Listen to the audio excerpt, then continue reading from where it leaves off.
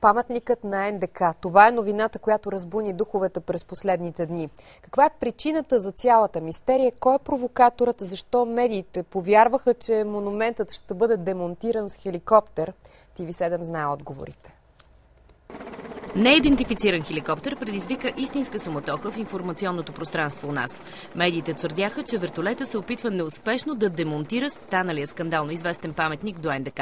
Хеликоптер пристигна на място, за да се опита да вдигне част от металната конструкция. Главният архитект на София Петър Диков заяви преди минути за По света и у нас, че не е пращал хеликоптери. Появиха се съобщения, че днес ще започне нов опит за демонтиране с помощта на хеликоптер на паметника 1300 години България пред НДК. Мистерия в центъра на София, пред очите на стотици столичани, хеликоптер прелетя 4 пъти над паметника 1300 години България в градинката пред НДК. Екип на TV7 проверяваше на място. Виждате ли тези части, но трябва долу обаче се оказа късо въжето. Имате ли разрешение всъщност за провеждането на акцията? Естествено. Как мислите тук тези хора, това отцепление, всичко е наред? Версиите в пространството варираха от това, че въжето било късо, до това, че се е включил втори хеликоптер, който бил военен и по-мощен от първия.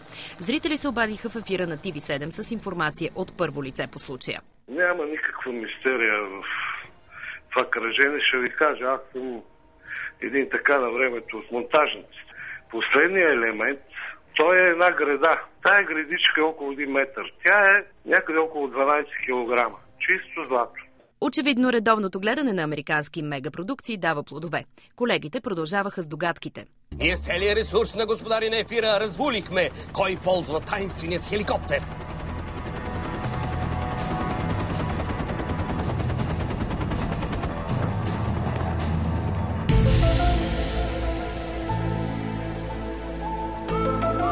А именно Мълдър от досиетата Хикс. И през днешния ден агенциите се тревожиха, че с хеликоптера се е подготвило да се демонтират около 500 тона от металната конструкция.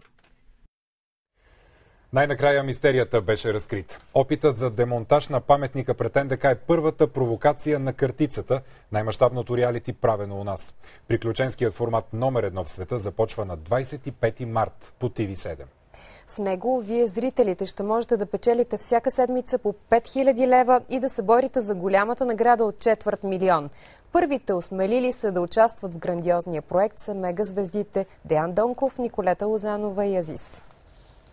Картицата преобръща представите за телевизия още преди старта на шоуто с уникалната си кампания, която прикова общественото внимание. Благодаря от името на TV7 на всички наши колеги за начина, по който те се включиха в отразяването на мащабната рекламна кампания на Картицата. Смятам, че това е пътя да си помагаме взаимно, особено когато стартираме такива мащабни проекти. Над 40 държави притежават ноу-хауто на Картицата. Българският вариант обаче ще бъде уникален и един от най-грандиозните. 25 март всички зрители трябва да очакват още по-силни провокации. Картицата влиза в вихъра си и ще предизвиква хората и цялото общество по изключително разнообразни и ловки начини. Интерактивното реалити ще подложи участниците както на физически, така и на психически изпитания. Идеята на това шоу е, че едни хора влизат на едно място, ама има смисъл да влязат вътре. Не е просто влизат вътре, за да седат по дивани, да спят, да ядат и да се карат за кисело мляко, картофи и всичко останало. Притеснявам се от тези екстремни изпитания, които могат да бъдат. Нищо друго не ме притеснява, нищо психологическо. Дори въпроси относно география и така нататък не ме притесняват. Тя Ники ще помага, ако някъде сбъркам. Първите герои в шоуто вече имат и стратегия за голямата награда. Моя кош ще бъде това да бъда себе си. Ще дам всичко от себе си и съм готова на абсолютно всичко.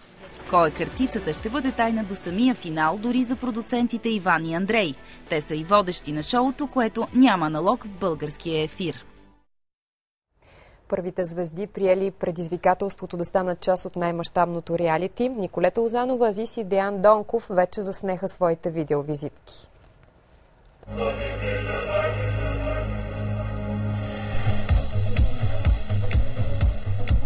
Те са известни.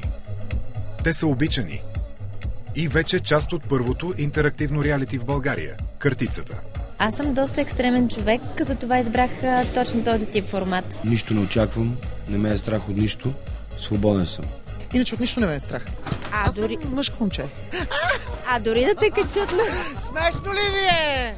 Най-търсената и най-желаната българка в момента, Николета Лозанова, става част от големия реалити формат по TV7 и се врича във вярност. За пореден път. Този път избраникът е Къртицата.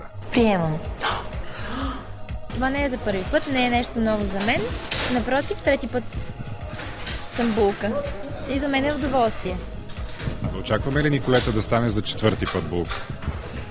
Не ми се вярва. Ако не ме накара да направя нещо вътре така в реалити формата, не. Но с удоволствие. Аз се харесвам всеки път като булка, така че няма проблем. Звездата на Народния театър Деян Донков е другият VIP участник в Къртицата. В своята видеовизитка той играе за подозрян в престъпление. Аз всъщност наистина не знам кой точно съм. Не, че страдам от шизофрения, но може да се очаква винаги всичко от мене. Понякога съм много тих, спокоен, понякога съм точно обратното. Един от участниците в приключенския формат е предател. Задачата е една. Къртицата трябва да бъде разкрита. Редник! За видеовизитката си Азиз влиза в ролята на редник в родната казарма. Редник Боянов на вашите заповеди! Заедно с други войници той марширува и изпълнява команди. Толкова истинско всичко, толкова реално, че като викне командира или там, както се казва, майор или не знам, и за цялата глава почва да ми буче и момчето като викне мирно и наистина се правя в някакъв друг свят. Много истинско всичко. В продължение на 3 месеца звезди и обикновени хора ще се впуснат в уникална надпревара, готови да застанат един срещу друг и срещу самите себе си, за да спечелят наградата от 250 000 лева. Кой е Къртицата, ще стане ясно в края на шоуто, но по време на цялото реалити, вие, зрителите на TV7, ще може да печелите по 5000 лева на седмица, ако следите развръзката и действията на Къртицата. Ако искате и вие да участвате в предизвикателството, може да се явите на кастинг на 15 и 16 февруари в Бургас, на 17 и 18 февруари във Варна, на 22 и 23 февруари в Пловдив и на 24 и 25 в София. Ако искате да участвате с мен, явете се на кастинг. Ако можете, елате най-оскъдно облечени. Започваме. Само след месец и половина. Само по TV7. Къртицата.